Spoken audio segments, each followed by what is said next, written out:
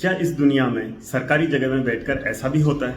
ये विश्वास ही नहीं होता कि मैं एक एमडी रेडियोलॉजी हूँ, 20-25 साल से सेंटर चला रहा हूँ और एक पंजाब सरकार ने पब्लिक प्राइवेट पार्टनरशिप के बेसिस पे एक बठिंडा के अंदर सीटी स्कैन और एमआरआई चलाने के लिए एक कंपनी को सरकारी सिविल हॉस्पिटल में जहाँ एमआरआई और सीटी करने के लिए जगह दी।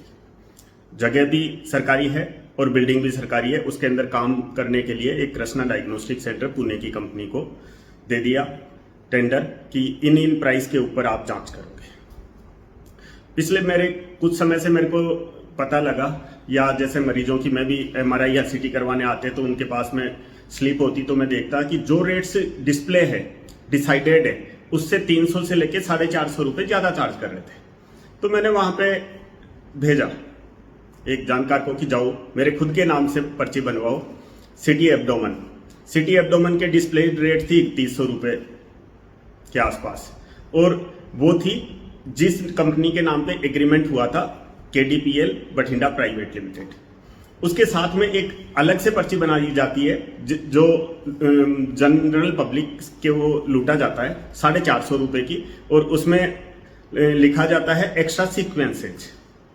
सीटी स्कैन के अंदर कोई एक्स्ट्रा सीक्वेंसेज नाम की चीज होती ही नहीं है। अब आप और देखिए कि जो एक्स्ट्रा 450 रुपये लोगों से लूट मचाई जा रही है उसका अलग कंपनी के नाम पे एक रसीद काटी जा रही है। उस कंपनी का नाम है कृष्णा डायग्नोस्टिक मोहाली। जांच करने वाली कंपनी एक अलग, ठगी मारने वाली कंपनी दूसरी। ये हालात है पहली चीज। और वो सरकारी जगह में बैठ के, जहां से एसएमओ का ऑफिस थोड़ी सी दूर है, जहां से सिविल सर्जन का ऑफिस थोड़ी सी दूर है, तो ये सब कैसे होता है? क्योंकि बिना सरकार की मिलीभगत के ये नहीं हो सकता। हेल्थ डिपार्टमेंट के अधिकारियों की मिलीभगत के बिना ऐसा नहीं हो सकता।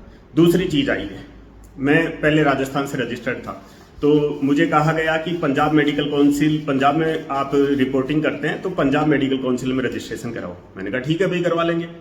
फिर एमआरआई या सीटी स्कैन है वो भी डिस्ट्रिक्ट एप्रोप्रिएट अथॉरिटी कम सिविल सर्जन के यहाँ पे रजिस्टर होने चाहिए, वो भी करवा दो।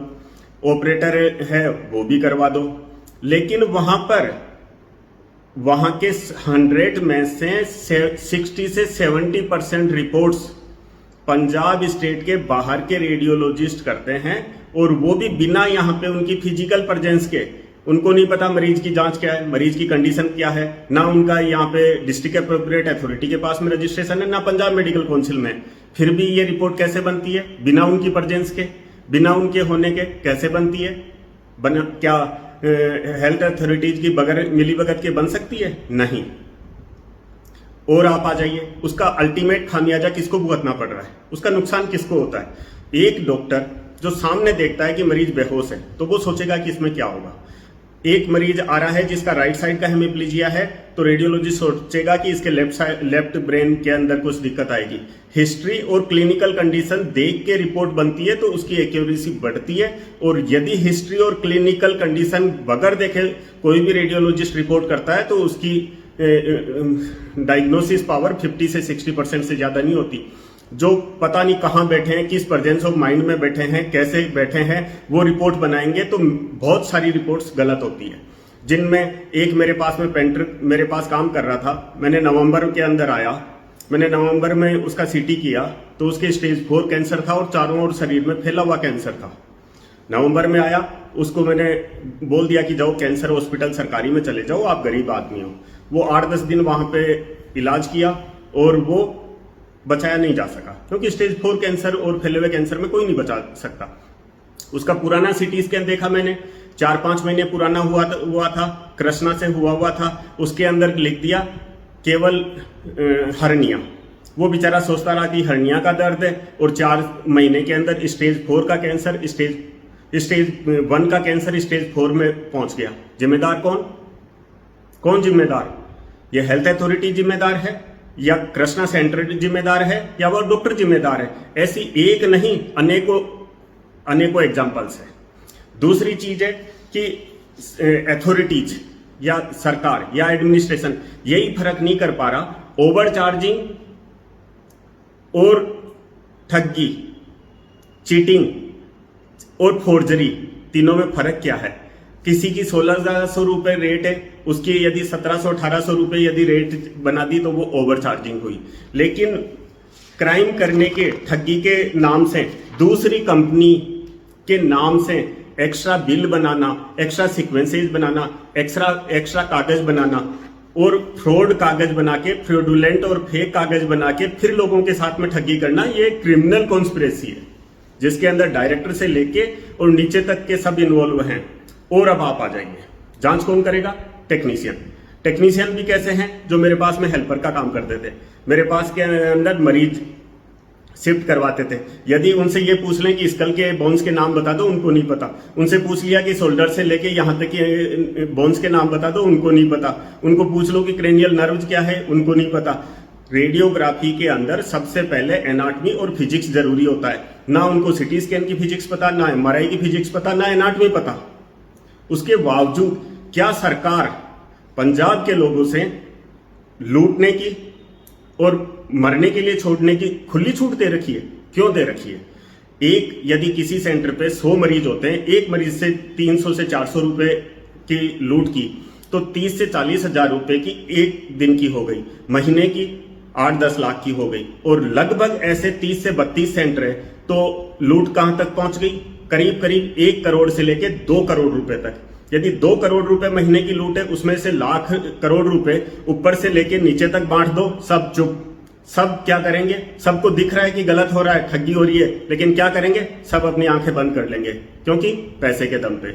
लेकिन अल्टीमेट नुकसान किसका हुआ? पंजाब की जनता का। भगवंत मान जी से मैं अपील करता हूं, मैंने भी आपकी सीएम पोर्टल पे भी कंप्लेंट की थी, उसकी विजिलेंस की जांच शुरू हुई है। उन्होंने मेरे बयान लिए, मैंने उनको सबूतों के साथ में दिए। मैंने डिप्टी कमिश्नर बठिंडा को भी कंप्लेंट दी, उन्होंने एडीसी को जांच दी, अच्छी बात है। उन्होंने दोनों ही अथॉरिटीज ने अच्छा काम किया, तुरंत जांच शुरू की। लेकिन पैसे के दम पे, पावर के दम पे गलत जांच होके और रुकनी नहीं चाहिए। इसका दूध का दूध, पानी का पानी होना चाहिए, तभी पता लगेगा कि सरकार का कहना एक चीज है और भ्रष्टाचार के खिलाफ, लोगों को लूटने के खिलाफ, लोगों की सेहत के साथ खिलवाड़ करने वालों के ऊपर कार्रवाई होती है, ये दिखना चाहिए। अभी थोड़े दिनों पहले 2024 में इसी कृष्णा डायग्नोस्टिक की पटियाला के अंदर कंप्लेंट हुई और वहां पे साबित हुआ कि इन्होंने ओवर चार्जिंग की। लेकिन वो भी ओवर चार्जिंग नहीं थी, वो भी पब्लिक के साथ में चीटिंग थी। चीटिंग को ओवर चार्जिंग बनाना गलत है। जो क्राइम बनता है उसी क्राइम के ऊपर कार्रवाई होनी चाहिए। और क्या हुआ कि हेल्थ अथॉरिटीज पैसे रिफंड करने का प्रोसेस कर रहे हैं, तो फिर इनकी दोबारा से हिम्मत कैसे हो गई है ये सेम ठगी मारन की? इसका मतलब है कि हेल्थ अथॉरिटीज ने इनको प्रोटेक्शन दे रखा है। और प्रोटेक्शन का एक मैं दूसरा एग्जाम्पल और बताता हूं। कोई भी एग्रीमेंट होता है तो वो होता है पब्लिक प्राइवेट पार्टनरशिप। जब पब्लिक के साथ में एग्रीमेंट हो गया तो वो पब्लिक डॉक्यूमेंट है।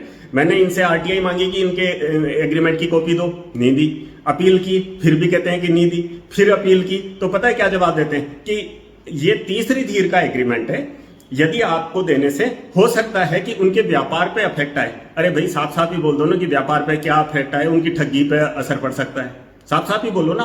तो इसीलिए मैं दावे के साथ कह रहा हूं कि हेल्थ अथॉरिटीज के बगैर मिली भगत के ये हो नहीं सकता। विजिलेंस जांच कर रही है, डिस्ट्रिक्ट एडमिनिस्ट्रेशन कर रहा है। दूध का दूध, पानी का पानी करो, लोगों को ये ठगी बंद करो, रिपोर्टिंग सही करवाओ, ट्रेंड स्टाफ रखो, ताकि पहले से ही पंजाब नशे से, कैंसर से, बीमारियों से पहले से ही ग्रसित है। और तो आगे ना मारो, और तो आगे परेशान ना करो। बस इसी के साथ में मैं इतना ही कहना चाहता हूं। जय हिंद।